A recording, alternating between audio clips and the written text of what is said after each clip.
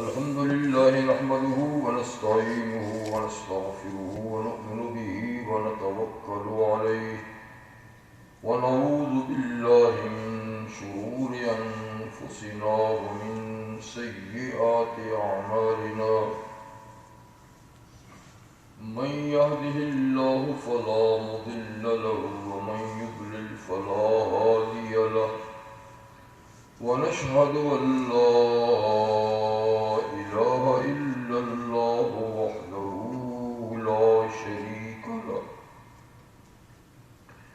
ونشهد أن سيدنا ومولانا محمدا عبده ورسوله صلى الله تعالى عليه وعلى آله وأصحابه وأزواجه وأتباعه وبارك وسلم تسليما كثيرا كثيرا. أما بعد أعوذ بالله من الشيطان الرجيم بسم الله الرحمن الرحيم.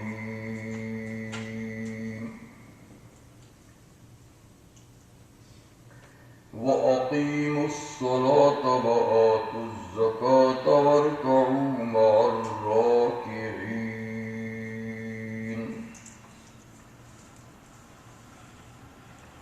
صدق الله مولانا العظيم وصدق رسوله النبي الأمي الكريم ونحن على ذلك لمن الشاهدين والشاكرين والحمد لله رب العالمين.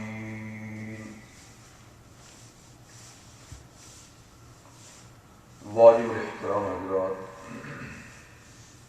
سورۃ البقرہ سے ایک آیت کریمہ آپ کے سامنے اس وقت تلاوت کی گئی.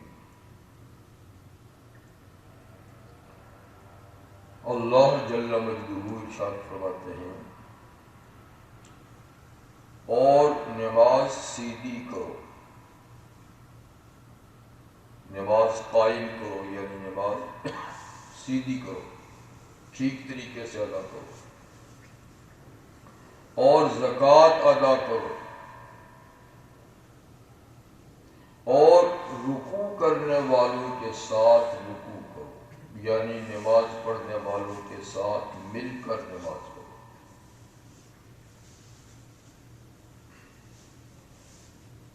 تو تین باتوں کا یہاں حکم ہے. ایک یہ کہ نماز میں باقاعدگی اختیار کی جائے اور صحیح طریقے سے نماز ادا کی جائے. دوسرا حکم زکوٰۃ کا ہے، اور تیسرا حکم نماز باجماعت کا ہے. تو ایک ہے نماز پڑھنا اور ایک نماز باجماعت پڑھنا. تو آج نماز باجماعت کے بارے میں تھوڑی سی بات آپ کے ساتھ کی جائے گی.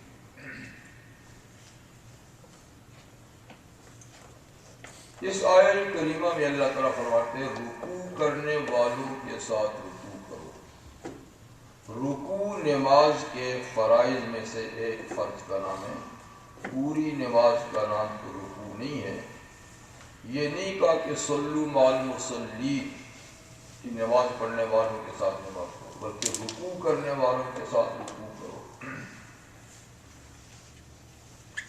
تو کبھی قرآن مجید میں ایسا ہوتا ہے کہ نماز کا کوئی ایک نماز کا کوئی ایک رکن بول کر اس سے پوری نماز مراد لی جاتی ہے.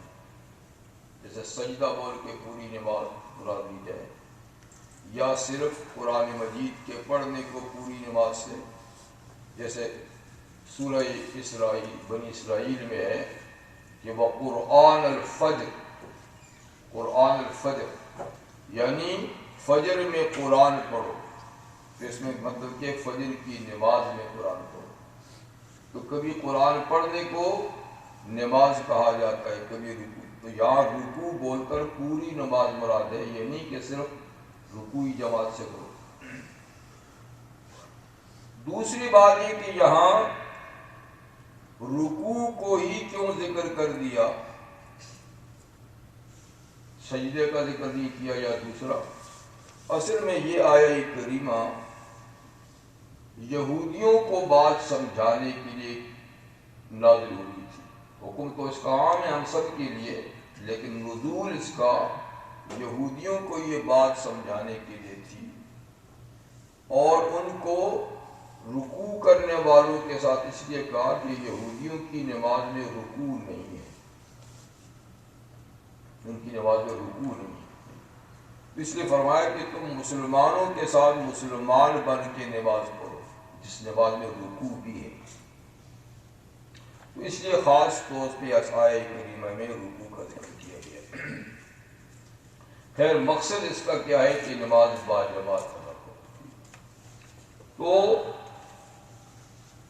فرض نمازیں یہ باجماعت ادا کی جاتی ہیں، نوافل میں جماعت نہیں، سوائے ان نوافل کے کہ جن میں نبی کریم علیہ السلام نے جماعت کرائی ہے تو اس میں ہے، جیسے کہ تراویح کی نماز فرض نہیں ہے لیکن وہ باجماعت ادا کی جاتی ہے، کیونکہ 2-3 دفعہ حضور نے جماعت سے وہ نماز پڑھائی ہے، اور پھر مسلمانوں کا اس کے باجماعت پڑھنے پہ اتفاق بھی ہو گیا، اجماع بھی ہو گیا، تو وہ فرض نہ ہونے کے باوجود باجماعت ہے۔ ایسے ہی کسوف اور خسوف کی نمازیں، یعنی جب سورج کو گرہن لگ جائے یا چاند کو گرہن لگ جائے تو یہ چونکہ اس میں انسان کے برے اعمال کا اثر ہوتا ہے، اس کی وجہ سے گرہن لگتی ہے،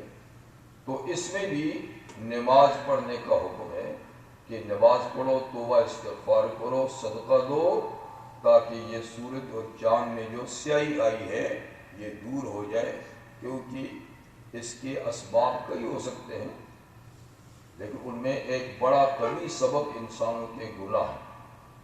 تو حضور علیہ السلام کے زمانے میں سورج کو بھی گرہن لگا، چاند کو بھی گرہن لگا، اور آپ نے باقاعدہ نمازیں جماعت سے پڑھائیں، اور اس وقت تک دعا اور استغفار میں مصروف رہے جب تک کہ یہ بالکل روشن نہیں ہو گئے۔ اسی طریقے سے صلاۃ الاستسقاء، اگر کبھی بارش نہ ہو اور دیر تک بارش نہ ہو اور اس کی ضرورت پڑے تو اس وقت تک یہ بھی سنت ہے کہ نماز پڑھی جائے۔ استسقاء کے معنی ہے بارش طلب کرنا، بارش مانگنے کے لیے نماز پڑھی جائے، اور وہ نماز بھی باجماعت پڑھی جاتی ہے اور وہ بھی نفل ہے۔ تو یہ چند نفل نمازیں ہیں جو جماعت سے پڑھی جاتی ہیں، سورج گرہن، چاند گرہن، بارش کی، اور نماز تراویح۔ اس کے علاوہ نفلی نماز میں جماعت نہیں ہے، یعنی 1-2 آدمی مل کر پڑھ لے تو کوئی حرج کی بات بھی نہیں ہے، لیکن باقاعدہ اس کے لیے دعوت دی جائے اور اہتمام کیا جائے تو یہ نہیں ہے۔ اکا دکا 2 آدمی 3 آدمی مل کر پڑھ لے، کوئی تہجد کی نماز وغیرہ، تو کوئی حرج کی بات نہیں۔ لیکن فرض نمازیں جو ہیں اور واجب نمازیں یہ جماعت سے، واجب نمازوں میں سے عیدین کی نمازیں ہیں، اور فرض نمازوں میں 5 دن رات کی نمازیں اور ہفتے کی جمعے کی نماز یہ فرض ہے، تو ان میں جماعت ہے۔ اب جماعت سے نماز پڑھنے کا حکم کیا ہے؟ کیا باجماعت نماز پڑھنی فرض ہے، واجب ہے یا سنت ہے، کیا ہے؟ تو اس سلسلے میں اہل علم کے اقوال ہیں۔ بعض اہل علم فرماتے ہیں کہ فرض نمازوں کا باجماعت پڑھنا فرض ہی ہے، یہاں تک کہ اگر باجماعت نماز بغیر عذر کے نہ پڑھی گئی تو ان کے خیال میں وہ نماز ہی نہ ہوئی، یعنی جتنا سخت ہو گئی۔ دلیل یہ ہے کہ نبی کریم علیہ السلام فرماتے ہیں لا صلاۃ لجار المسجد الا فی المسجد، کہ مسجد کے پڑوس میں رہنے والی کی نماز مسجد کے بغیر نہیں ہوتی۔ اور مسجد کے پڑوس سے مراد کیا ہے؟ مسجد کے پڑوس سے مراد یہ ہے کہ ایک درمیانے درجے کی آواز سے آذان دینے والا آدمی مسجد سے باہر کھڑے ہو کر اونچی جگہ میں آذان دے، اور وہ آذان جہاں جہاں تک پہنچتی ہے اس ایریے میں رہنے والے لوگ مسجد کے پڑوسی کہلاتے ہیں۔ یعنی اسپیکر کی آذان نہیں، یا ویسے کوئی زوردار لفظوں میں آواز دیتا ہے زور کی آواز سے، وہ بھی نہیں، درمیانہ، بہت دھیمی بھی نہیں، بہت زور کی بھی نہیں، ایک درمیانی آذان اگر مسجد سے باہر یا مسجد کے مینارے پہ یا اس کی چھت پہ کھڑے ہو کر دی جائے، وہ آواز جس نے ایریے میں پہنچتی ہے اس ایریے میں اگر کوئی مسلمان ہے تو اس کی نماز وہ کہتے ہیں کہ مسجد کے بغیر نہ ہو، کسی نے پڑھ لی تو نہ ہوگی۔ لیکن جمہور اہل علم یہ فرماتے ہیں، جمہور اہل علم فرماتے ہیں کہ باجماعت نماز فرض نہیں بلکہ سنت موقدہ ہے، اور سنت موقدہ میں بھی سب سے اونچے درجے کی جو سنت موقدہ ہے وہ ہے، جیسے کہ ہم 5 نمازوں کے ساتھ کچھ سنت موقدہ نمازیں پڑھتے ہیں، زور سے پہلے 4، زور کے بعد 2، جمعے سے پہلے 4، جمعے کے بعد 4، 2، مغرب کے بعد 2، عشاء کے بعد 2، فجر سے پہلے 2، تو یہ سنت موقدہ ہے۔ لیکن ان میں بھی جو فجر کی سنت موقدہ ہے نا وہ بہت زیادہ عام ہے، یعنی باقی سنت موقدہ مجبوری کے تحت رہ جائیں تو کوئی بات نہیں، دوران سفر وغیرہ، لیکن فجر کی سنت حضور علیہ السلام نے نہ سفر میں چھوڑی ہیں نہ حضر میں چھوڑی ہیں۔ تو فرمان رکعتا الفجر خیر من الدنیا وما فیہا، فجر کی یہ 2 سنتیں دنیا اور دنیا کی ہر نعمت سے زیادہ قیمتی ہیں، تو سنت میں سب سے زیادہ موقع ہے۔ تو اس لیے جو حضرات جماعت کی نماز کو سنت موقدہ کہتے ہیں وہ فجر کی سنتوں کی طرح موقع کہتے ہیں، عام سنت موقع کی طرح، یعنی ہم دوسرے لفظوں میں یہ کہہ سکتے ہیں کہ وہ سنت موقدہ جو قریب الواجب ہے، بالکل واجب کے قریب، تو بہت اہمیت ہے یعنی نماز با جماعت ادا کرنے کی۔ ایک طرف تو یہ حکم ہوا کہ جمہور کے نزدیک با جماعت فرض نمازوں کو با جماعت پڑھنا یہ سنت موقدہ قریب الواجب ہے، حکم ہے، لیکن جمعے کی فرض نماز تو جماعت کے بغیر ہوتی ہی، جیسے عیدین کی نماز جماعت کے بغیر نہیں ہوتی، جمعے کی نماز بغیر جماعت کے نہیں ہوتی، باقی فرض نمازی 5 وہ جماعت کے بغیر بھی ہوتی ہیں، لیکن جماعت سے پڑھنا قریب الواجب یعنی سنت موقدہ، یہ تو اس کا حکم ہوا۔ باقی اجر و ثواب کی جہاں تک بات ہے تو با جماعت نماز کا اجر و ثواب بہت زیادہ ہے۔ عبداللہ بن عمر رضی اللہ تعالیٰ عنہ فرماتے ہیں کہ رحمت للعالمین صلی اللہ علیہ وسلم نے ارشاد فرمایا کہ جماعت کی نماز تنہا نماز سے 27 درجے زیادہ مقام رکھتی ہے، 27 درجے، یعنی اکیلے میں آدمی اگر نماز پڑھے جماعت سے پڑھے گا تو 27 نمازوں کا ثواب اس کو ملے گا۔ اور حضرت ابو ہریرہ رضی اللہ تعالیٰ عنہ ارشاد فرماتے ہیں کہ نبی کریم صلی اللہ علیہ وسلم نے ارشاد فرمایا کہ با جماعت نماز کا ثواب تنہا نماز سے 25 گنا زیادہ ہے، 25 گنا زیادہ ہے۔ اور فرمائیے اس لیے کہ جب آدمی وضو کرتا ہے اور بہت اچھے طریقے سے کامل اور مکمل سنت کے مطابق وضو کرتا ہے اور پھر وہ نماز با جماعت کے لیے چلتا ہے تو ہر قدم پہ ایک نیکی لکھی جاتی ہے، ایک گناہ صغیرہ گناہ مٹتا ہے اور ایک درجہ بڑھتا ہے۔ تو ایک قدم پہ 3 چیزیں ملتی ہیں، ایک گناہ ملتا ہے، ایک نیکی لکھی جاتی ہے، اور ایک درجے کا نیکی کا اضافہ ہوتا ہے۔ اور پھر جب جا کر نماز پڑھتا ہے تو جماعت کے ساتھ پڑھتا ہے، ظاہر بات ہے اس کو انتظار بھی کرنا پڑتا ہے، پھر امام جتنی نماز پڑھائے گا اس کا الگ سے اس کو انتظار کرنا پڑتا ہے۔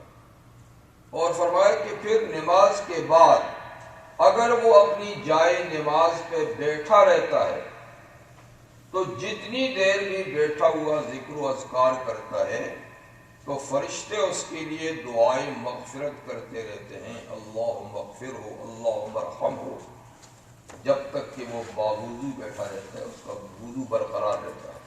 ہاں وضو برقرار نہ رہے پھر ان کی دعا ختم ہو جاتی ہے۔ اور یہ بھی فرمایا کہ جب تک وہ دوسری نماز کے انتظار میں رہتا ہے اس کا یہ وقت نماز میں ہی لکھا جاتا ہے کہ جیسے اس کی نماز ختم ہی نہیں ہوئی، دوسری نماز کے انتظار میں، یعنی جیسے کہ اس کی نماز ختم ہی نہیں ہوئی اور لگاتار جیسے کہ نماز دوسری پڑھی پھر اگلی کے انتظار میں وہ پڑھی پھر اگلی کے انتظار میں، تو جو اپنے دل و دماغ میں اگلی نماز کا تصور رکھتا ہے اور اس کے پڑھنے کا ارادہ رکھتا ہے تو اس کو لگاتار یعنی نماز پڑھنے کا ثواب ملتا رہتا ہے۔ تو دیکھیے کتنا بڑا ثواب ہے۔ اب نماز تو ایک مسلمان نے پڑھنی ہی پڑھنی ہے، لازمی بات ہے کہ اس نے پڑھ نہیں رہا۔ اگر وہ اکیلے میں پڑھ لیتا ہے تو ایک نماز کا ثواب مل جائے گا، یا جس طریقے سے ایک نیکی کا 10 گنا ثواب ہے تو تھوڑا 10 نمازوں کا ثواب اس کو مل جائے گا۔ لیکن وہی نماز اگر وہ جا کر تھوڑی سی اور تکلیف برداشت کرے اور مسجد تک جا کر وہ نماز مسجد میں ادا کر دے تو 27 گنا ثواب بڑھ جائے گا، 27 گنا، یا دوسری بات کو بتا 25 گنا، تو 27 گنا جو ثواب بڑھ جائے گا تو کتنا بڑا فائدہ ہے۔ آپ خود اندازہ لگائیں کہ یہی فائدہ اگر دنیا کا کسی آدمی کو ملتا ہو کہ ایک جگہ اس کو $1 ملتا ہے اور کچھ فاصلے میں جائے، کچھ تھوڑا سا وقت لگائے اور اس کو 1 کے بجائے 27 ملتے ہوں تو کیا وہ اس نفع کو چھوڑ دے گا؟ کبھی نہیں چھوڑ، نہ سردی میں چھوڑے گا نہ گرمی میں چھوڑا گا۔ 1 ملتا تھا یا تو 27 ملتے ہیں تو لازمی جائے گا، یا 25 ملتے ہیں تو ضرور جائے گا، یعنی دنیا کا نفع حاصل کرنے کے لیے۔ لیکن جہاں دین کا نفع ہے کہ ایک نماز سے 27 یا 25 نمازوں کا ثواب ہے، اس سلسلے میں ہمیں خاص خیال نہیں ہوتا، بھائی نماز ہی پڑھنی تھی پڑھ لی بس۔ اس کا مطلب ہے کہ سر پہ کوئی بوجھ تھا اور بوجھ اتار دیا، نہیں، بوجھ والی بات نہیں ہے۔ یہاں تو کچھ کمانا ہے اور ابدی زندگی، مستقل زندگی کے لیے کمانا ہے، تو یہاں تو اگر مسجد میں ایک ہی نماز کا ثواب ملتا ہوتا تو بھی ضائع کرنے کا موقع نہیں تھا، جبکہ اللہ تعالیٰ اتنا زیادہ اس کا اجر و ثواب عطا فرمائے۔ تو اب یہ 2 حدیثیں ہوگی، ایک میں باجماعت نماز کا 27 گنا بتایا ہے اور دوسری میں 25 گنا، تو بظاہر دونوں میں تعارض سا لگتا ہے، تو اس میں تطبیق کہ دونوں میں تعارض نہ ہے، کیونکہ حضور کے خیال میں تعارض تو ہے نہیں ہے نا، تو آپ کبھی کچھ کہیں کبھی کچھ کہیں، ایسی بات تو نہیں۔ جب 2 باتیں کہیے تو ظاہر بات ہے کہ اس میں کوئی نہ کوئی بات ہے، تو پھر اہل علم نے اس کے کئی جوابات دیے ہیں کہ آپ نے ایک میں 27 اس میں 25 فرمایا ہے، تو بعض اہل علم کہتے ہیں کہ یہ نمازیوں کے اعتبار سے ہے،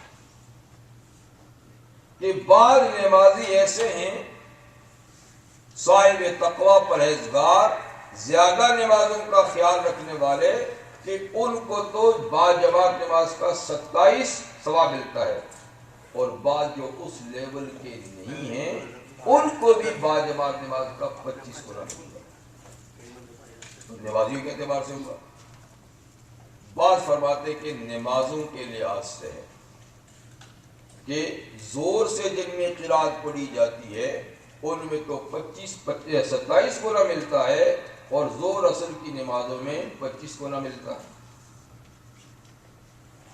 بعض اہل علم کہتے ہیں کہ 27 گنا عشاء اور فجر کی نماز میں ملتا ہے، جو بہت زیادہ مشقت کی نمازیں ہیں، اور باقی 3 نمازوں میں 25 گنا ملتا ہے۔ لیکن یہ بہرحال ہر صاحب علم کی اپنی رائے ہے، اللہ بہتر جانے۔ لیکن زیادہ درست بات یہ لگتی ہے کہ اصل میں اللہ تعالیٰ اس امت پر گاہ بگاہ مراتب میں اضافہ بھی کرتے رہے ہیں، کہ پہلے ایک ثواب بتایا، پھر اللہ نے اس امت پر اور مہربانی کر کے ثواب کو بڑھا دیا۔ تو یہ بات زیادہ دیر کو لگتی ہے کہ پہلے لمحے میں تو اللہ تعالیٰ نے باجماعت نماز کا ثواب 25 گنا مقرر کیا ہوگا، لیکن بعد میں اللہ تعالیٰ نے اور رحمت اور شفقت کا اظہار کیا اس امت پر، اور وہ ثواب بڑھا کے 27 گنے کر دیا۔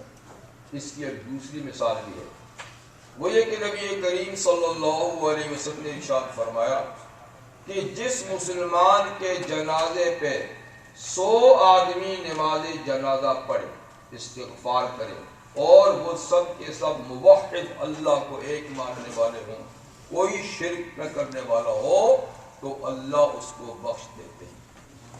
100 آدمیوں کے جنازے سے اس کی مغفرت کا فیصلہ ہو جاتا ہے۔ لیکن پھر دوسری حدیث میں ہے کہ 40 آدمی بھی جس جنازے پہ اسی وصف کے موجود ہوں، یا اللہ کے ساتھ کسی کو شریک نہ ٹھہراتے ہوں، اور 40 آدمی کسی مسلمان کا جنازہ پڑھ لے تو اللہ مغفرت کا فیصلہ فرما دیتے ہیں۔ تو یہاں بھی محدثین کرام یہ فرماتے ہیں کہ پہلے تو اللہ نے 100 آدمیوں کا فیصلہ کیا تھا، لیکن پھر اس امت پہ مہربانی کر کے وہ تعداد گھٹا کے 40 کر دی، کہ اتنے بھی اگر جنازہ پڑھ لیں اور پڑھنے والا مومن ہے، پڑھنے والے بھی جس کا جنازہ پڑھا جا رہا ہے وہ بھی مومن ہے، ایمان ٹھیک ہے، اعمال میں کوتاہیاں ہیں، اور جنازہ پڑھنے والے بھی سچے کھرے مومن ہیں، تو اللہ ان کی استغفار کو ان کے لیے قبول فرما دیتا ہے۔ آج بدقسمتی سے یہ ہے کہ ہم جنازہ پڑھتے ہیں، اور جنازہ جس مقصد کے لیے پڑھا جاتا ہے وہ کسی کو آتا نہیں۔ یعنی جنازے کا اصل مقصد تو میت کے لیے استغفار ہے نا، اس کے لیے دعا ہے نا، لیکن کتنے ہمارے مسلمان بھائی ہیں کہ جنہیں جنازے کی دعائیں نہیں آتی۔ یعنی پہلی تکبیر کے بعد سبحانک اللہم تو پڑھ لیں گے، دوسری کے بعد درود شریف بھی پڑھ لیں گے کہ وہ نماز میں وہ تو یاد رہتی ہے، لیکن جو جنازے کی دعا ہے کئی لوگوں کو نہیں آتی، حالانکہ اس کا حاصل ہی تو دعا ہے۔ خیر، تو یہ بات ہوگی کہ باجماعت نماز کا ثواب پہلے 25 گنا اور پھر بڑھا کر 27 گنا اللہ تعالیٰ نے کر دیا۔ تو کتنا بڑا فائدہ ہے کہ ایک کام ہم نے کرنا ہی کرنا ہے تو اس کو اتنے اجر و ثواب کے ساتھ کیوں نہ کیا جائے۔ عبداللہ ابن مسعود رضی اللہ تعالیٰ فرماتے ہیں کہ اللہ تعالیٰ نے جو مسلمان اللہ تعالیٰ کے ساتھ اس حال میں ملاقات کرنا چاہے کہ اللہ اس سے خوش ہو، راضی ہو، ظاہر بات ہے کہ ہر مسلمان چاہتا ہے کہ جب اس کی ملاقات قیامت کے دن اللہ تعالیٰ سے ہو، اس حال میں ہو کہ اللہ اس سے راضی اور خوش ہو۔ تو فرمایا جو یہ چاہتا ہے کہ اللہ سے اس حال میں ملے کہ اللہ اس سے راضی اور خوش ہوں، تو اس کو چاہیے کہ یہ نمازیں وہاں ادا کرے جہاں نمازوں کے لیے پکارا جاتا ہے، حی علی الصلاۃ، حی علی الفلاح، یعنی مسجد میں۔ اس کو چاہیے کہ وہ نمازیں وہاں ادا کرے جہاں ان کو نماز کے لیے پکارا جاتا ہے، بلایا جاتا ہے۔ پھر آپ نے فرمایا کہ اللہ تعالیٰ نے تمہارے نبی صلی اللہ علیہ وسلم کے لیے کچھ سنن ہدا مقرر کیے ہیں، کچھ ایسی سنتیں مقرر کیے ہیں۔ سنن ہدا سنت موقع کو کہتے ہیں، یعنی کچھ ایسی سنتیں مقرر کی ہیں جو سنن ہدا یعنی سنت مؤکدہ کہلاتی ہیں، اور فرمایا کہ ان نمازوں کو اس جگہ میں پڑھنا جو نمازوں کے لیے بنائی گئی ہے یا پکارا جاتا ہے، یہ بھی من جملہ ان سنن ہدا میں سے ہے۔ تو جمہور اس لیے اس کو سنت مؤکدہ کہتے ہیں۔ عبداللہ بن مسعود کی روایت میں باجماعت کو سنن ہدا کہا۔ تو ان سنتوں میں سے جو اللہ نے اپنے نبی کے لیے مقرر کی ہیں، ایک باجماعت نماز مسجد میں، یہ بھی سنن ہدا میں سے ہے۔ اور فرمایا کہ یہ نماز اس طرح گھر میں نہیں پڑھ لینی چاہیے جیسے فلاں آدمی گھر میں پڑھ لیتا ہے۔ اس وقت کوئی آدمی تھا جس کی طرف ان کا اشارہ تھا کہ فلاں جو جیسے گھر میں پڑھ لیتا ہے ایسے نہیں ہونا چاہیے، بلکہ مسجد میں پڑھنی چاہیے۔ اور یہ بھی ارشاد فرمایا کہ نبی کریم صلی اللہ علیہ وسلم کے زمانے میں کوئی مسلمان عذر کے بغیر گھر میں نماز نہیں پڑھتا تھا۔ معذور ہوتا تو بات الگ ہے، عذر کے بغیر، اور یہ بھی کہ معمولی عذر بھی نہیں۔ پتہ اس زمانے میں نماز باجماعت کی اہمیت کتنی زیادہ تھی کہ معمولی معذور آدمی، جس کو ہم تو معمولی نہیں کہ ہمارے ہاں تو بہت زیادہ ہوتا ہے، 2 آدمی سہارا دے کر اس کو مسجد تک لاتے اور صف میں کھڑا کرتے تھے۔ یعنی جو اتنی پوزیشن میں بھی ہوتا کہ 2 آدمی سہارا دے کر تو بھی وہ مسجد میں جاتا اور لے جاتے اس کو اور صف میں کھڑا کرتے تھے۔ اور فرمایا کہ اس زمانے میں، ان صحابہ کے زمانے میں، وہی آدمی گھر میں نماز پڑھتا تھا جو منافق ہوتا تھا، اور جس کا نفاق بھی بالکل کھل کھلا ہوتا ہے، ورنہ کوئی مومن بلکہ منافق تک بھی مسجد کی حاضری کو ضروری سمجھتے تھے۔ عبداللہ بن مکتوم رضی اللہ تعالیٰ عنہ نابینا صحابی تھے اور حضور صلی اللہ علیہ وسلم کے مؤذن بھی تھے۔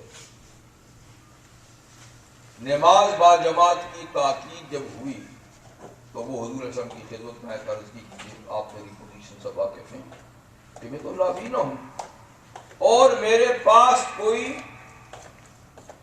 ایسا آدمی نہیں ہے گھر میں جو مجھے پکڑ کے مسجد تک لائے، تو کیا اس عذر کی وجہ سے میں نماز گھر میں پڑھ سکتا ہوں؟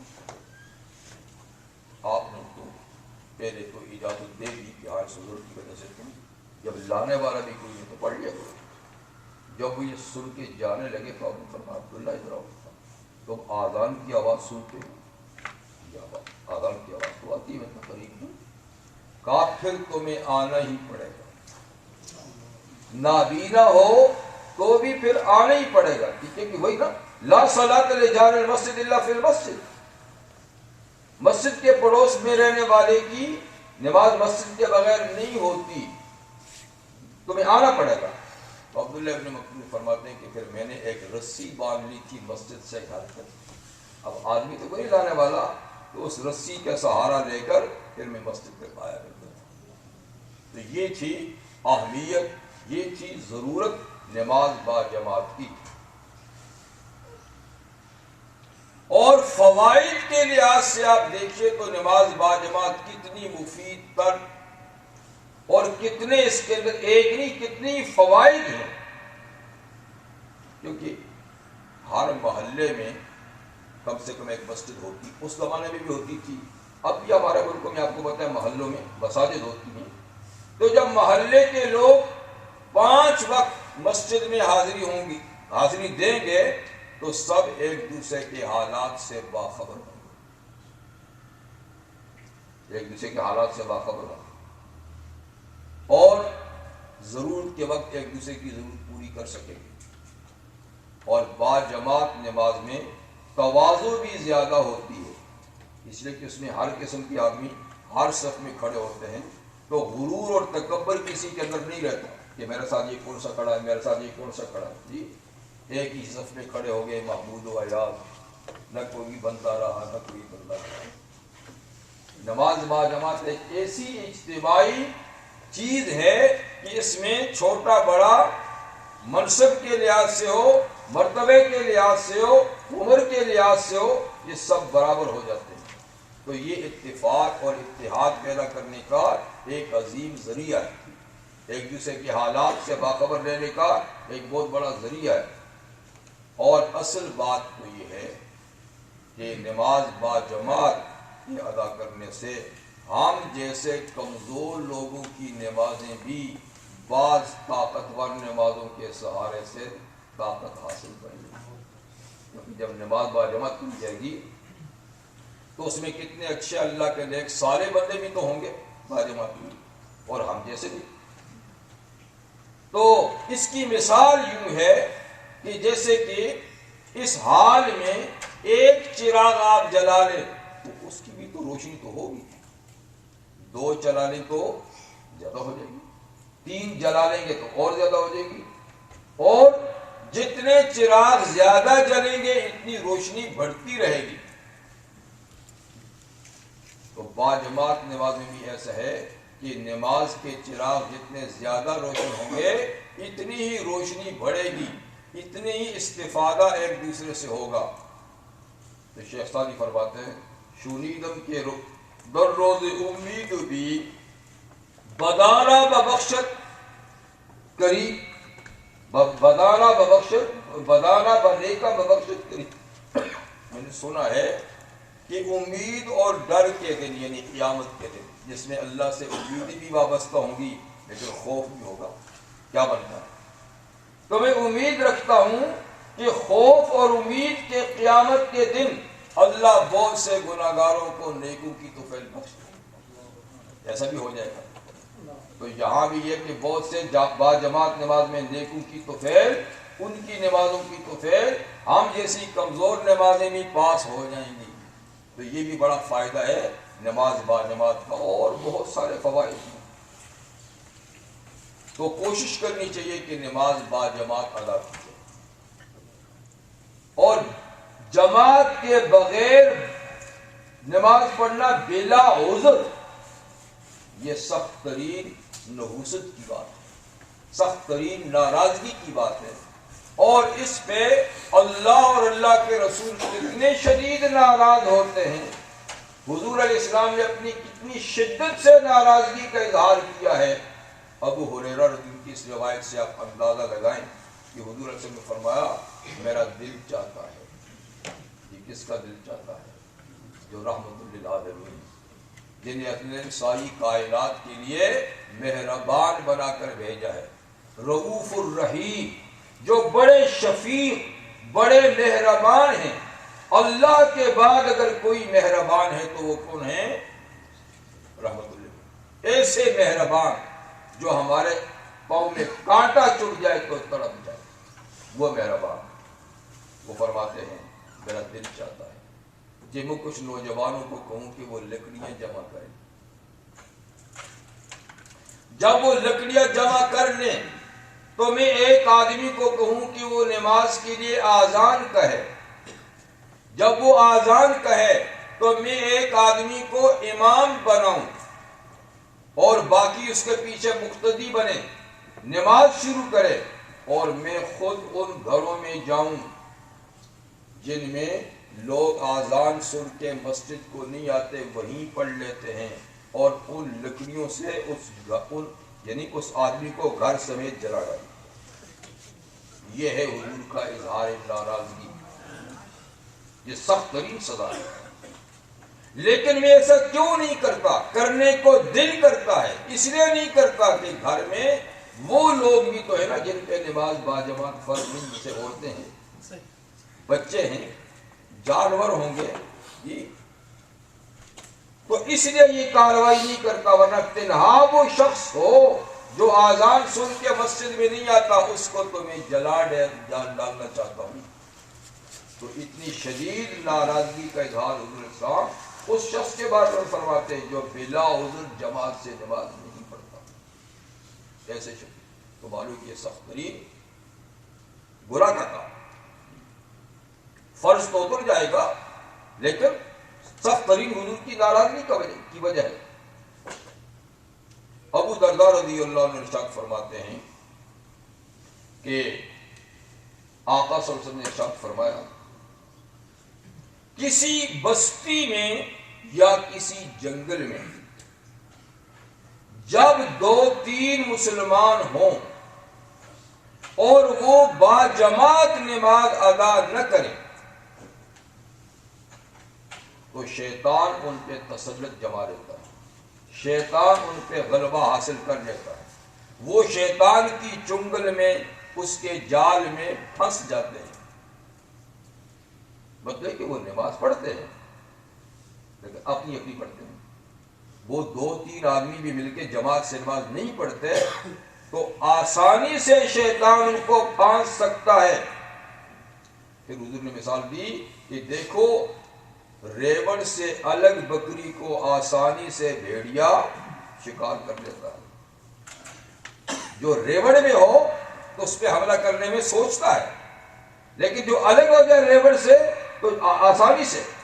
اور فرمایا کہ انسانوں کا بھیڑیا شیطان ہے، انسانوں کا بھیڑیا، تو جو جماعت سے الگ رہتا ہے آسانی سے شیطان اس کو اپنے پنجے میں لے لیتا ہے۔ اس لیے فرمایا کہ متحد رہو، اور اتحاد کا سب سے بڑا ذریعہ باجماعت نماز ہے۔ اس لیے 2-3 آدمی بھی ہوں تو ان کو اکیلے نماز نہیں پڑھنی چاہیے، باجماعت ہے، یعنی دیہات کا مطلب کھیتوں میں یا باغوں میں جو لوگ کام کرتے ہیں، تو اگر وہاں 2-3 آدمی بھی ہیں تو ان کو مل کے نماز پڑھنی چاہیے۔ تو جماعت کی نماز کے لیے کم سے کم کتنے آدمی چاہیے؟ 2 آدمی بھی ہیں تو تنہا نماز نہیں پڑھے، وہ مل کے نماز پڑھے۔ اب 2 آدمی جب نماز باجماعت پڑھیں گے تو وہ کھڑے کیسے ہوں گے بھلا؟ تو آپ کو معلوم ہی ہے کہ مقتدی کو دائیں طرف کھڑا ہونا ہوگا، امام بائیں طرف کھڑا ہوگا، اور تھوڑا سا فاصلہ آگے پیچھے کا رکھیں، ویسے مل کے رہیں، تھوڑا سا فاصلہ، تو وہ باجماعت نماز پڑھیں۔ لیکن 2 سے زیادہ آدمی ہو جائیں تو پھر وہ پیچھے صف باندھیں گے، 2 ہوں یا 2 سے زیادہ ہو تو امام آگے ہوگا اور مقتدی پھر پیچھے ہوگا۔ لیکن یہ مردوں کے لیے ہے، عورتیں اگر مردوں کے ساتھ ہوں تو وہ بہرحال ان کی صف پیچھے ہی ہوگی۔ ترتیب کے لحاظ سے امام کے پیچھے بالغ مردوں کی صف، اس کے پیچھے بچوں کی، لڑکوں کی صف، اور اس کے پیچھے پھر خواتین کی صف ہوگی۔ فرض کریں کہ کسی گھر میں میاں بیوی ہی ہیں، بچے نہیں ہیں، اور وہ جماعت سے نماز پڑھنا چاہتے ہیں تو وہ بھی پڑھ سکتے ہیں، لیکن اس صورت میں بیوی کو پیچھے کھڑا ہونا ہوگا، میاں کے ساتھ میں، یا ماں بیٹا ہے ساتھ میں، اس لیے کہ خاتون کی نماز امام کے یا کسی آدمی کے ساتھ جبکہ نماز ایک ہی ہو نہیں ہوتی۔ ہاں نمازیں ڈفرنٹ ہے، وہ سنت پڑھ رہی ہے، یہ فرض پڑھ رہا ہے، وہ اپنی نماز پڑھ رہا ہے، یہ اپنی نماز پڑھ رہے ہیں، جماعت نہیں ہے، پھر تو نہیں۔ لیکن اگر ایک ہی جماعت ہے، یعنی ایک ہی نماز ہے اور نماز با جماعت ہے، تو ساتھ میں اگر عورت کھڑی ہوگی چاہے پچھلی صفوں میں کیوں نہ ہو تو پھر نماز نہیں ہوگی ساتھ والے کی۔ اس لیے خواتین کی صف پیچھے ہو، اگر ایک بھی ہے تو بھی وہ پیچھے کھڑی ہوگی، اس کا امام آگے ہی کھڑا ہوگا۔ تو خیر کم سے کم جماعت 2 آدمی کی ہوتی ہے، اور اس سے زیادہ جتنے لوگ جماعت میں بڑھتے جائیں گے تو نماز کا نور بھی بڑھتا جائے گا، برکت بھی بڑھتی جائے گی، ثواب بھی بڑھتا جائے گا۔ تو نماز باجماعت پڑھنے کی کوشش کی جائے، خاص طور پہ وہ حضرات کہ جو کسی مسجد کے قریب رہتے ہیں، اس کے پڑوس میں رہتے ہیں، ان کو تو بالکل باجماعت نماز پڑھنے کی اجازت پڑنی چاہیے۔ ہاں جو مسجد سے کافی فاصلے پہ ہیں اور کسی وجہ سے نہیں پہنچ سکتے تو وہ گھر میں اس بات کا اہتمام کریں، اپنے بچوں کے ساتھ جماعت کر لیا کریں، یا 2-4 آدمی قریب رہتے ہیں تو ایک گھر میں اہتمام کرنے کے وہ سارے آدمی جب بھی گھر میں موجود ہو یعنی چھوٹے ہمیں اس کنٹری میں مصلے بنا دینے چاہیے، جتنے قریب کے لوگ ہیں تو مسجد کا ثواب تو نہیں ملے گا لیکن کم سے کم جماعت کا ثواب تو ملے گا، کچھ تو ہوگا۔ اور اللہ تعالیٰ توفیق دے تو قریب قریب پھر مسجدیں بھی بنائیں. جتنی مسجدیں زیادہ ہوں گی، لیکن جتنے ہسپتال زیادہ ہوں گے صحت زیادہ ہوگی، جتنے ڈاکٹر زیادہ ہوں گے صحت زیادہ ہوگی. تو بعض کہتے ہیں جی وہ فلاں مسجد نہیں بھرتی، فلاں نہیں بھرا. ارے بھائی بھرنے کو آپ چھوڑیے، آپ ایک کام کریں. آپ کا کام بھرنا تو نہیں، بھرنا تو اس کا کام ہے جس کا گھر ہوگا. آپ خلوصی نیت سے اس کے لیے گھر بنا دیں، وہ خود بھرے گا. کوئی نہ کوئی تو آئے گا اس مسجد میں. تو آج سے کوئی 20-22 سال جب ہم آئے یہاں تو اس پورے ایریے میں کوئی مسجد نہیں. مصلے تھے، یہ آپ کی دارالہجرہ مصلہ تھا، یعنی پلاٹ خریدا تھا، زیر تعمیر تھا، لیکن اس وقت نماز مصلے نہیں پڑھتے تھے.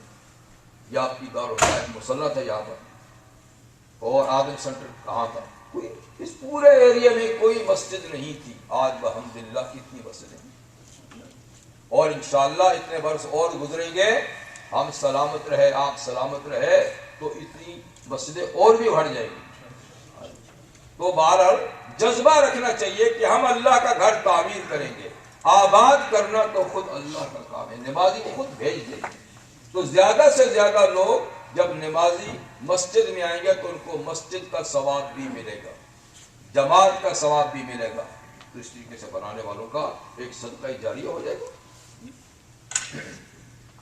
تو نماز با جماعت میں نے کہا کہ اگر مساجد قریب ہیں تو وہاں جا کے ادا کریں، اور مساجد کے قریب جا کر رہ سکتے ہیں تو دور مت رہیے، مساجد کے قریب اپنا مکان لیجئے یا اپارٹمنٹ لیجئے کرائے پہ تاکہ مسجد کے قریب ہو.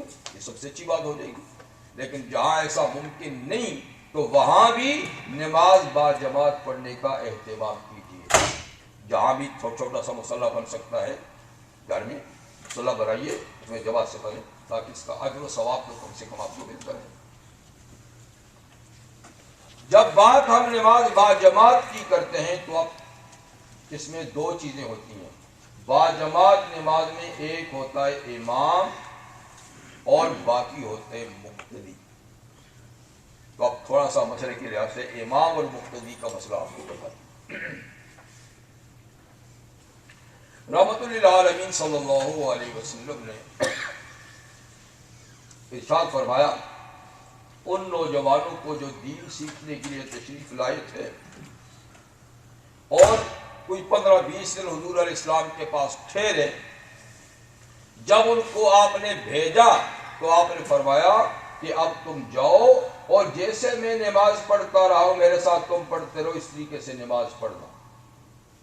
اور دوران سفر تم میں سے نماز کا وقت آئے تو ایک آدمی آذان کہے. دیکھیے یہ بھی یاد رکھیے کہ با جماعت نماز کے لیے آذان بھی سنت ہے. با جماعت نماز کے لیے آذان بھی سنت ہے. اس لیے جہاں جماعت کی نماز کی جائے وہاں آذان بھی دی جائے اور اس کے بعد اقامت بھی کہی جائے. اگر کسی جگہ آذان نہیں دی گئی، فرض کریں کہ قرب و جوار میں کوئی مسجد ہے تو مسجد کی آذان پورے محلے کے لیے کافی ہوتی ہے، لیکن پھر جو جماعت کی نماز کرے تو اس وقت اقامت پھر ضرور کرے. اگر آذان اقامت دونوں نہیں تو کم سے کم اقامت جماعت کے لیے ضرور کہی جائے. تو آپ نے فرمایا کہ ایک آدمی تم میں سے آذان کہے اور وَلْيَؤُمُّكُمْ أَكْبَرُكُمْ، اور جو تم میں بڑا ہے وہ نماز پڑھائے. تم میں جو بڑا ہے تو بڑے کا مطلب یہ کہ علم کے لحاظ سے بڑا، عمل کے لحاظ سے بڑا. پھر دوسری روایات میں امام کی صفات بھی بیان کی گئی ہیں. جو قرآن اور سنت زیادہ جانتا ہو، جو صحت کی تلفظ کے ساتھ قرات پڑھ سکتا ہو، مسائل سے واقف ہو، تو اس کو امام بنایا جائے. یہ وہاں ہے کہ جہاں کوئی امام مقرر نہیں، لیکن جس مسجد میں کوئی امام باقاعدہ مقرر ہے وہ دیکھتا ہے اسی کے پیچھے پڑھنا. وہ یہ نہیں کہ میں بڑا مولوی ہوں تم پیچھے آ جاؤ، بولڑ بازی ہو جائے گی. تو جہاں مقرر ہے امام نماز وہی پڑھائے جیسا کہ، لیکن جہاں نہیں تو وہاں پر اسی صفات والے کو آگے کیا جائے، جیسے کہ مصلح ہو گیا، جیسے کہ گھر وغیرہ ہو گیا. تو یہ امام ہے. باقی ہوتے ہیں مقتدی، اس کی اقتدا کرنے والے. نماز با جماعت میں جہاں نماز کی نیت کی جاتی ہے وہاں امام کی اقتدا کی بھی نیت کی جاتی ہے. یعنی امام کو تو اس نیت کی ضرورت نہیں کہ میں امام ہوں ان لوگوں کا، ان کو نماز پڑھاتا ہوں، وہ صرف نماز کی نیت کر لے کافی ہے. امامت بھی کر لے تو اچھی ہے، نیت کی تو کوئی بات نہیں، لیکن مقتدی کو امام کی اقتدا کی نیت ضروری ہے، ورنہ وہ مقتدی نہیں ہوگا کہ میں اس کے پیچھے نماز پڑھتا ہوں، اس امام کے پیچھے نماز پڑھتا ہوں. یہ دل میں اس کا ارادہ ہونا ضروری ہے. پھر با جماعت نماز میں جو مقتدی ہیں ان کی 3 حالتیں ہیں. مقتدیوں کی 3 حالتیں ہیں. ایک ہے مدرک، ایک ہے مسبوق، ایک ہے لاحق. مدرک اس مقتدی کو کہتے ہیں جو شروع سے آخر تک امام کے ساتھ رہا، شروع سے آخر تک امام کے ساتھ رہا، پوری نماز امام کے پیچھے پڑی، وہ ہے مدرک. اس کا تو میں نے آپ کو بتا دیا طریقہ کیا ہے کہ سوائے قرات کے باقی سارے کام امام کے پیچھے کرتا رہے گا. قرات امام کرے گا، وہ خاموش ہوگا، باقی سارے کام امام کے ساتھ تکبیر، تسبیحات، تشہد سب کچھ کرے گا. دوسرا ہے مسبوق. مسبوق اس مقتدی کو کہتے ہیں جس نے کچھ حصہ امام کے ساتھ پڑھا ہے لیکن کچھ میں وہ شامل نہیں ہو سکا، یعنی بعد میں آیا. 1 رکعت رہ گئی، 2 رہ گئی، 3 رہ گئی، یا فرض کریں 4 ہی رہ گئی، آخری تشہد میں ملا تھا، تو اس کا نام ہے مسبوق. تو مسبوق اب نماز اس کے امام کے سلام پھیرنے کے بعد اٹھ کھڑے ہو کر اپنی باقی نماز جو پوری کرے گا تو وہ کیسے کرے گا؟ تو نماز کی ترتیب اسی طریقے سے رکھنی ہے جیسے کہ نماز کی ترتیب ہے، لیکن اس میں پڑھنے کے لحاظ سے وہ کچھ پڑھے گا جو امام کے پیچھے اس نے نہیں پڑھا. یعنی نماز میں پڑھنے کے لحاظ سے اس کی نماز پہلی ہے، شروع سے سٹارٹ کرے گا، لیکن ترتیب رکعتوں کی اسی طریقے سے رکھے گا کہ فرض کریں 2 پہلے ہیں 1 بعد میں ہے، تو اس ترتیب سے پڑھے گا. اب اس کی مثال دیتا ہوں کہ ایک آدمی نے امام کے ساتھ دوسری رکعت میں شمولیت اختیار کی، پہلی رکعت اس سے مس ہوگی، تو 4 رکعت والی نماز میں اب 3 اس نے امام کے پیچھے پڑھی، پہلی امام کے پیچھے نہیں پڑھی. تو جب امام سلام پھیر لے تو پہلے سلام پہ نہیں اٹھنا چاہیے، ہو سکتا ہے کہ امام سجدہ سہو کرے، نماز فنش نہیں ہوئی. جب دوسری طرف امام سلام پھیرے تو اس کا مطلب ہے کہ نماز کمپلیٹ ہے. اب یہ کھڑا ہو، جب کھڑا ہو تو اب یہ اس کی 1 رکعت رہ گئی تھی، کون سی؟ امام کے ساتھ پہلی رکعت. تو یہ پہلی رکعت کی طرح قرات کرے گا، سبحانک اللہم سے اعوذ باللہ، بسم اللہ، سورہ فاتحہ، پھر سار سورہ، اس طریقے سے پوری کرے گا کیونکہ اس طرح کی. اور یہ بات ایک ہے، اور اس کے بعد بیٹھ کے نماز ختم کر دے گا. مغرب کی نماز فرض کرتے ہیں کہ وہ امام کے ساتھ پہلی رکعت میں نہیں ملا، دوسری میں ملا، تو پہلی رکعت اسی طریقے سے کھڑا کے پڑھے گا شروع سے، لیکن پہلی رکعت پڑھنے کے بعد اگر وہ کون سی رکعت میں ملا ہے؟ آخری رکعت میں ملا ہے، فرض کر آخری رکعت میں ملا ہے، 2 اس سے مس ہوگی، تو آخری رکعت امام کے ساتھ ہوگی، اب 2 اس نے اپنی پڑھنی ہے. جب یہ کھڑا ہوگا سلام پھیرنے کے بعد تو پہلی رکعت اسی طریقے سے پڑھے گا شروع سے، سبحانک اللہم. مطلب کہ سبحانک اللہم نہ پڑھا تو نماز ہو تو جائے گی، لیکن ترتیب یہ کہ وہیں سے پڑھے. پھر 1 رکعت پڑھنے کے بعد اب یہ بیٹھ جائے اور درمیانی قاعدہ کرے گا. درمیانی قاعدہ کرنے کے بعد پھر کیونکہ ایک امام کے ساتھ ہوئی، ایک اس نے پڑھی تو 2 ہی ہوگی، 2 ہی ہوگی. اب تیسری اس کو الگ پڑھنی ہے، تو تیسری پھر قاعدہ کرنے کے بعد کھڑا ہو کے وہ پڑھے، تو قرات تو اس میں بھی پڑھے گا، اس لیے کہ اس نے وہ بھی تو امام کے ساتھ نہیں پڑھی نا. تو قرات ان دونوں میں پڑھے گا لیکن دونوں کو جوڑے گا نہیں, پہلی کو الگ کرے گا اور دوسری کو الگ پڑھے گا. تو پہلی کو پڑھنے کے بعد قاعدہ کرے, پھر کھڑا ہو, پھر سورہ فاتحہ اور سب کچھ پڑھنے کے بعد جو ہے پھر بیٹھ کے نماز ختم کر دے گا, تاکہ ترتیب اس کی اسی طریقے سے رہے کہ دو پہلے ہو گئی ایک بعد میں ہو گئی. لیکن پڑھائی کے لحاظ سے ان میں پڑھائی کرے گا. جو امام کے پیچھے جن میں قرات کی جاتی ہے وہ نہیں کی تو اس میں قرات کرے گا, اور جن میں امام کے پیچھے قرات نہیں ہوتی یعنی فرض کرے سورہ فاتحہ وغیرہ تو اس میں اتنا ہی پڑھے گا جتنا کہ سورہ فاتحہ پڑھتے ہیں.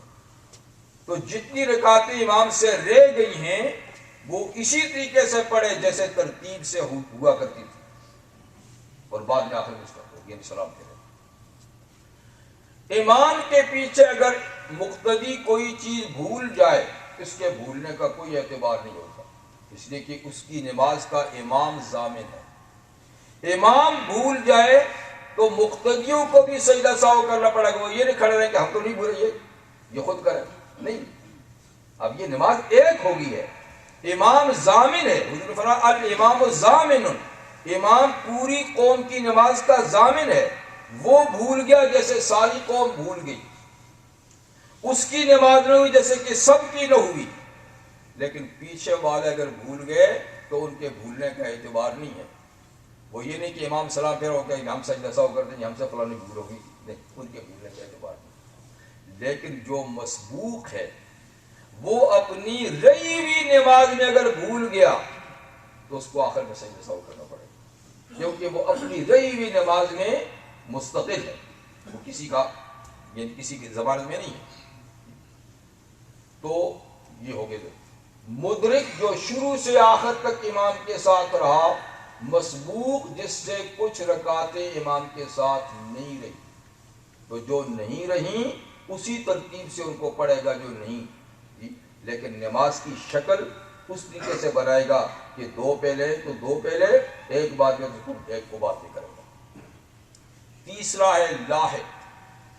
لاحق اس مقتدی کو کہتے ہیں کہ جو شروع میں تو امام کے ساتھ تھا لیکن نماز کے دوران اس کا وضو ٹوٹ گیا. ٹھیک ہے, وضو ٹوٹ گیا تو اس کے لیے اس بات کی اجازت ہے جب وضو ٹوٹ جائے تو وہ فوراً چلا جائے, صفوں سے نکل کر چلا جائے اور جا کر وضو کرے.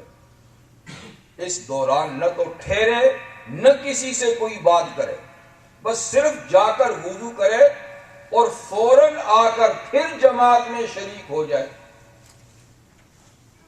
لیکن اب یہ جماعت میں شریک ہوگا تو اس طریقے سے کہ جہاں سے نماز چھوڑ کے گیا ہے وہیں سے اپنی نماز سٹارٹ کرے گا.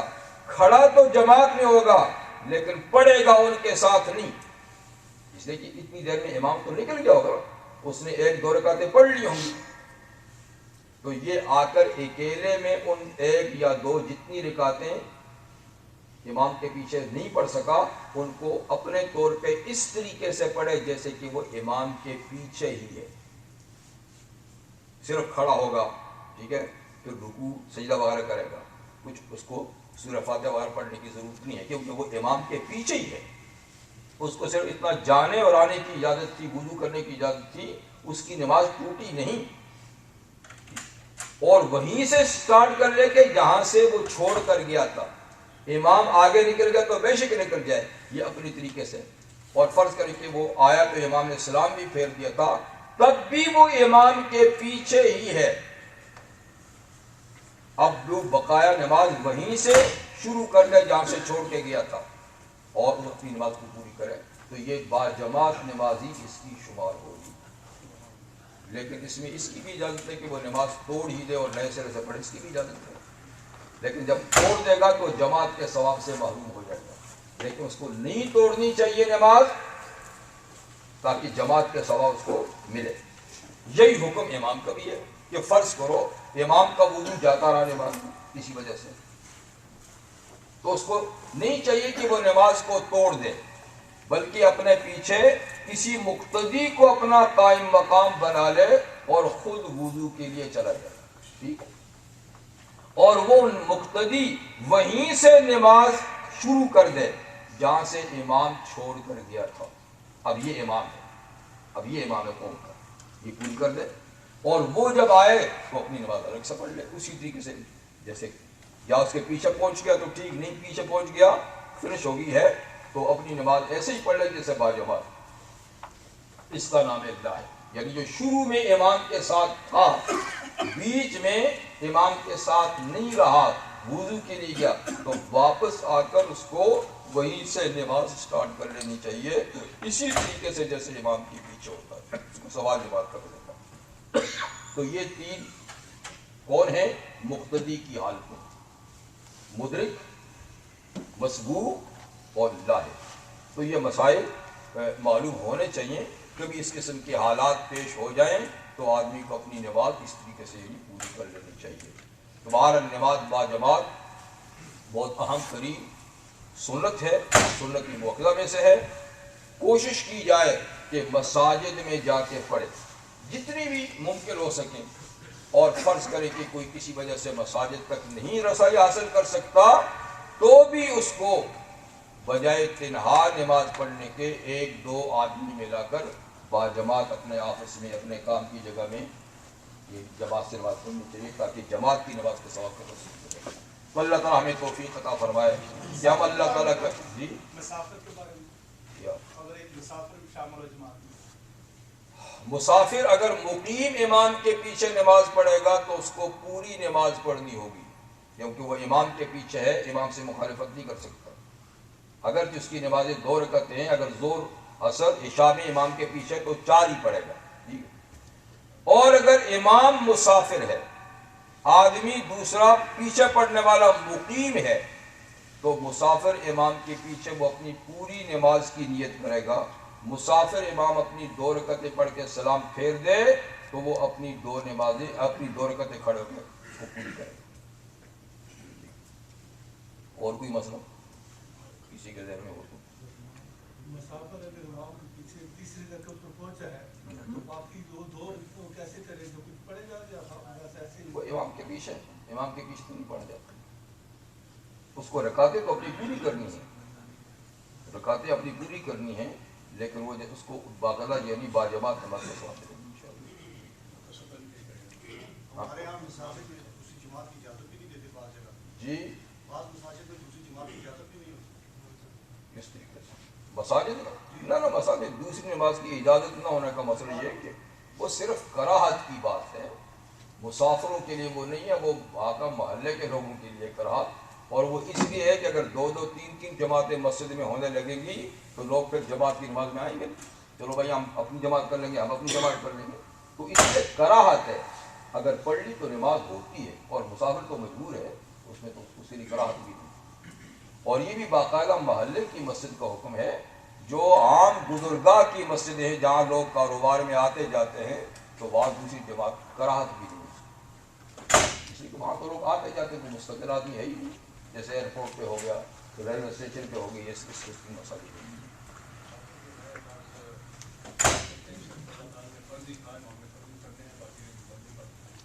باقی نوافل سنت جو ہے، جیسا میں نے کہا کہ فجر کی سنتیں حضور نے ہر حال میں پڑھی ہیں، وتر حضور نے ہر حال میں پڑھے ہیں. اور باقی سنتوں کے لیے بارہ یہ ہے کہ کسی کے پاس ٹائم ہے تو وہ پوری سنتیں پڑھے، منع نہیں کیا گیا. وہ تو ایک رعایت دی گئی ہے کہ اگر کوئی مسافر نہیں پڑھ سکتا، اس کے پاس وقت نہیں ہے تو بے شک سنتیں نہ پڑھے، فرض ہی پڑھ لے. لیکن اگر وہ پڑھ سکتا ہے تو کیوں محروم ہوتا ہے؟ پڑھے، ایسی کوئی بات نہیں، منع نہیں کیا گیا. سنت پڑھ لیجیے.